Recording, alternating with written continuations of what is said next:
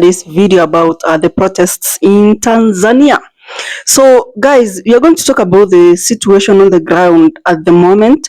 We will talk about a little bit of what's happening. Of course, we all know by now, but for the sake of those who don't know, we will love to talk about it and what we expect or what to watch going forward. So, I want us to listen or watch together with you these video clips. Then I'll come back and do a proper analysis. So let's jump in and watch. Tanzania will never ever be the same again. The tide has turned in Tanzania. The consciousness, the collective consciousness of the people of Tanzania is finally going to determine what happens next in that great African country. They are not just protesting, they are demanding freedom. They are not requesting for their freedom. They are demanding that freedom is their portion, freedom is their right. And finally, they're saying, Tosha, enough is enough. Amongst the things that they're doing is destroying property that belongs to celebrities and prominent people who continue to be diehard supporters of the ruling regime. The people of Tanzania are saying, we created you celebrities and we are now going to destroy you. And there's truth in that statement because for too long, corrupt regimes are usually enabled by a middle class, upper class, business people, prominent people who benefit from the corruption of respective ruling regimes, which is why the people of Tanzania are strategically saying, if you are going to continue playing a role in keeping us in chains, we're coming after you because sovereign power belongs to us. So don't say that they're breaking any law. They're simply using their power to ensure that their constitutionally guaranteed political freedom, their constitutionally guaranteed freedoms can be protected. Yesterday, the people of Tanzania, by and large, did not legitimize an election that was deeply flawed. They refused to play a part in that. They completely refused to do that, which is why the voter turnout was completely dismal. Many of them went as far as destroying those polling stations. Now, I will never be a proponent of violence, and I am not defending any violence. All I'm saying is that sovereign power is vested in the people, and from time to time, the arc of history demands that they wield that power in ensuring that the political leaders who are their servants and not bosses actually do their bidding because the people are the boss. What is happening in Tanzania, and I predicted this in another station yesterday, it's the same thing that is happening across Africa. You see, for our viewers and our listeners, 85% of the people of Africa are under 25. True. We're nearly 2 billion now. They're on the technology. Right now, someone in Benin is watching this show through his phone. Yeah. Information, as you know, is power. These kids have seen that getting on a ship and crossing the Mediterranean and sinking there is slowly becoming not being an option. So they're asking themselves, what shall we do here? And the only thing that is open for them is revolution. The only thing is open for them is coup d'etats. Because even when they want to elect the people whom they want to serve them, so they can make things work, those people become puppets of powers in the world. So I'll give you a very simple example so that our viewers can understand. Niger has uranium. Yes, it does. Okay. It sends uranium to France. That's Almost all of it. Yeah. They get paid $100 million a year, euros. The French process it into nuclear energy and sell it for 100 billion pounds to all of Europe. The reason why there's protests in Paris is because the people who benefited from that money are on the street and are jobless, or they've been thrown out. The economic model of France in West Africa is imperialism. Period. The Germans have nothing to do with us. They're the biggest economy in Europe. They're innovative, they make cars, they do this, they do that. They come here, they buy things at the market rate, and they go fix what they want to fix. France doesn't do that. England, yesterday, Mr. Thuge, or the other week, said that he wanted to take Kenya's gold reserves to the Bank of England. Because? Because he hasn't read Black Faces, White Masks. Nor has he read Ngugi wa Thiong'o's Decolonizing the Mind. Yeah. Or Mr. Thuge is just so compromised that he doesn't know what to do or what to say. I would fire him in the morning. Why would you want to take our precious metal to a bank in England? England. And I think that's treachery. So these kinds of things are what the young people. All right, guys. Deme shape. Okay, guys, Kenyans, you see what you guys have done. You see what you guys have caused, right? Can you see what you guys have caused? So now Tanzanians has been protesting since 2 days ago now. They have been demonstrating their mando since 2 days ago now because Kenya. Oh God. All right. What caused the demonstration? Their president, you know that they are female president. Their country is the only African country with the female president, with a female president. You see, that is what they say. Don't give power to women. When you give them power, they misuse the power. Now, what happened? The woman now, the woman locked up the other, the woman locked up her opposition. Like the people that were opposing her, like the people that she was to contest with. So she locked them up, disqualified some. You understand? So then leaving only herself, and then arranging some other people that are not that qualified. So then the citizens look like they feel like the woman is trying to compete with herself. So then competing with herself will make her automatically eligible and win the election. Now, so what happened? The youth now, like the Gen Z now, like, no, we cannot take this. Now they be like, the woman should step down. You know, this is my inherited power. Inherited power from their former president that passed away. So she automatically become the president. So she has never, since then, she has always been the president. You understand? So I don't know what's wrong with this. Our African leaders, once they get into power, it's like do or die. So then, the Tanzanian Gen Zs has been protesting. Now the internet has been shut. So in Tanzania, the internet has been shut. So you can't get information out again except you're there. Now, did you know the crazy part? The crazy part is some Kenyan Gen Zs, some Kenyan Gen Zs, which I'm going to post the video next. Some Kenyan Gen Zs now arrange themselves. Now okay. They are now going to Tanzania to protest. I don't know why this guy like protesting like this. I don't know, it's in their blood. So they are now going to Tanzania to help Tanzania to protest. Now, you know, I don't know what's your problem, guys. Though, you know, let's give kudos to Kenyans.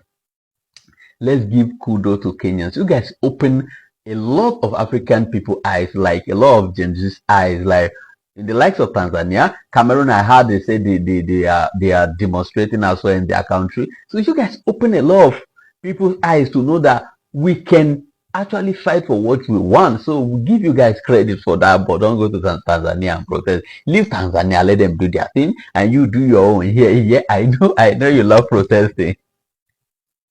I know you love fighting. I know you love war. but leave another person to work for. If you want to demonstrate, you really want to protest, come to Nigeria and help us. Yeah, help us. We need you guys next year. We need you guys. So I love you guys. Tanzania is a mess. Is an insult to democracy. In fact, I dare say Magufuli was 3 million times better a president than Samia Suluhu. Magufuli allowed competition. As to whether they counted the votes right, pia walinyonga internet na wakanini is something else. But at least Magufuli allowed the competitors to be on the ballot. And he didn't uphold mediocrity. This one, I may imprison everybody. So you go there, you choose between Samia and Suluhu. And if ukienda mbali sana ni mama. Then unarudi tena mama Samia Suluhu, yeah. CCM. And I have told people, ukiona tu chama yoyote ina prefer kutumia hiyo green na hiyo yellow. Yes. Kuna shida. It happened here with UDA. That specific green and that specific yellow. It happened here with UDA. Zimbabwe, those were the colors that Nani was using. What was his name? Mugabe. Yeah. If you come to Uganda, MRM wanatumia nini? Yellow. Na hapa ni kahwilbaro ka yellow. So hii color sasa it has become... Na Cameroon. Na Cameroon. This has become the color of terrible leadership. So, in fact, if I'm telling Kenyans, if any of you wants to start a political party, avoid yellow. Yellow na hiyo green ya Museveni, nimekuambia Museveni, Zimbabwe, Tanzania, here UDA na Cameroon. And everywhere that yellow has led, they have led terribly. No, najua Cameroon president 92 years old. 2 years. Amepata 8th term. Uliona vile kwa anatembea? Na unasiki ukiangalia cabinet yake ama leadership yake in the country, hakuna mwenye ako below 80 years. I look for that. Yes, I saw that. Uliona the attorney general is old. I think really taking that.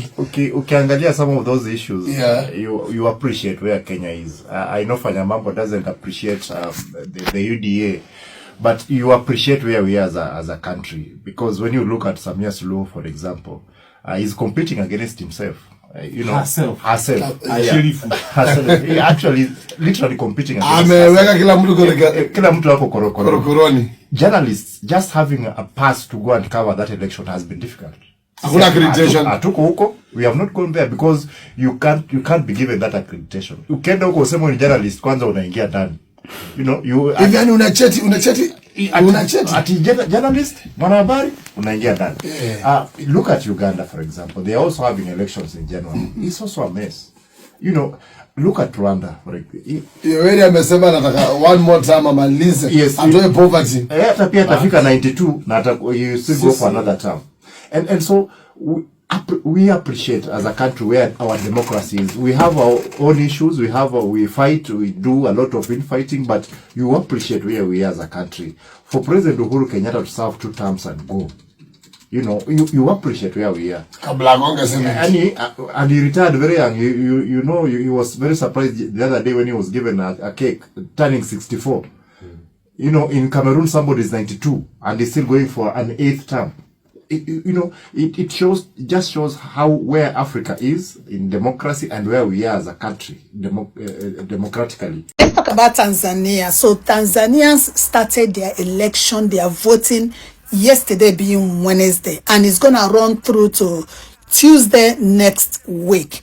Now the interesting part of this election is that the president of Tanzania, she is contesting as well.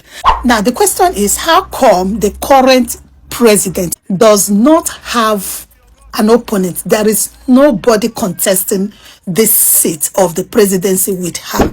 Now reports have it that allegedly some of the opponents, they are in jail, some are disqualified, while some are missing with no trace.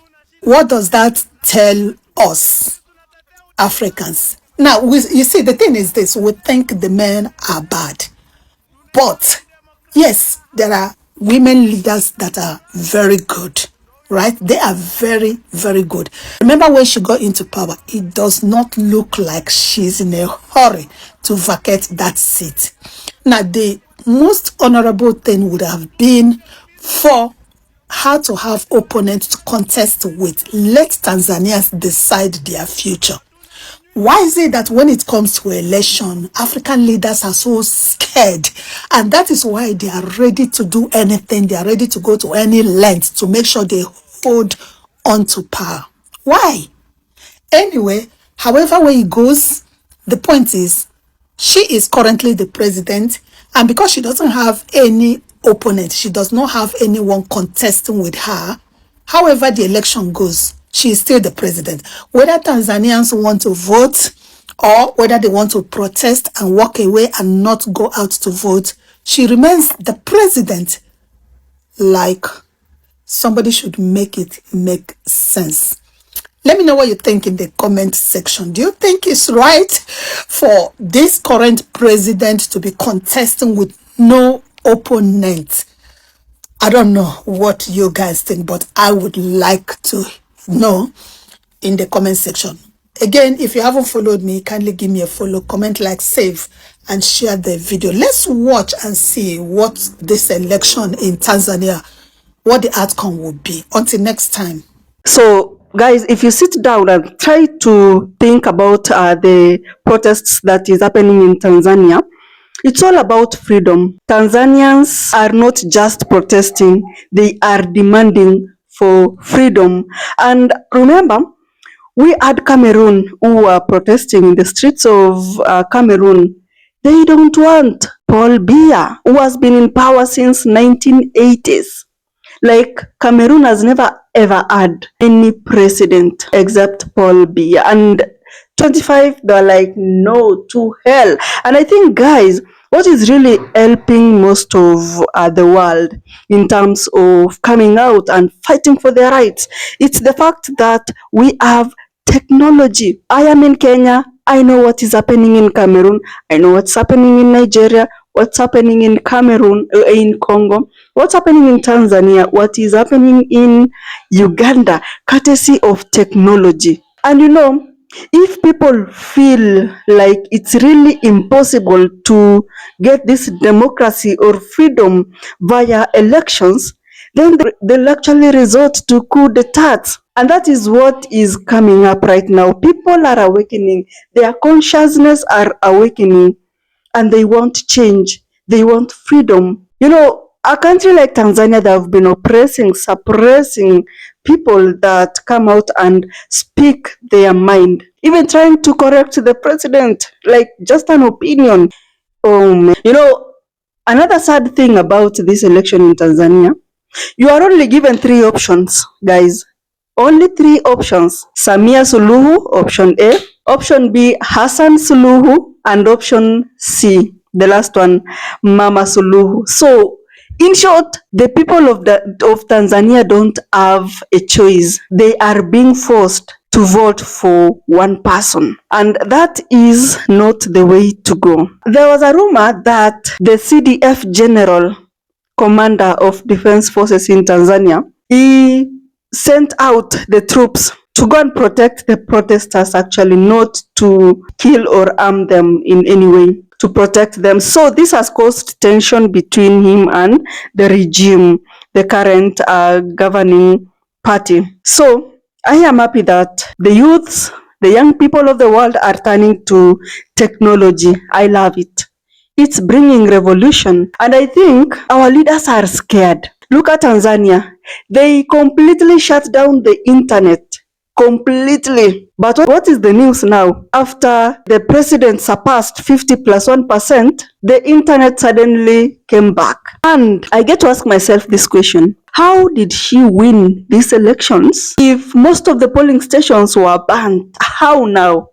People have not voted. How do you declare yourself a winner? I can tell you, Tanzania will never ever be the same again.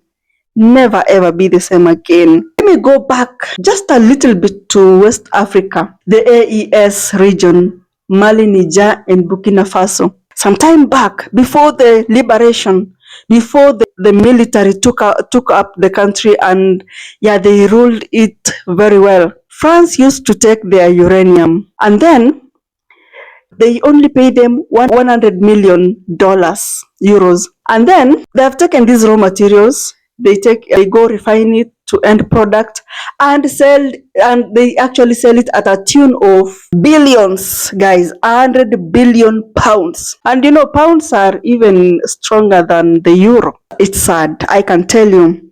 It is sad. I don't know what is going to happen next, but I know Tanzania will never ever be the same. And given the fact that they even tried to, they wanted to teach the celebrities who are leaning towards this administration, they wanted to kind of attack them. I don't know, but guys, I can tell you, it's sad. For those who don't know what's happening in Tanzania, guys, yesterday was the first day of general election, and also not when you talk about the general election, is from the top to the bottom, like from the president, parliament, the members of parliament.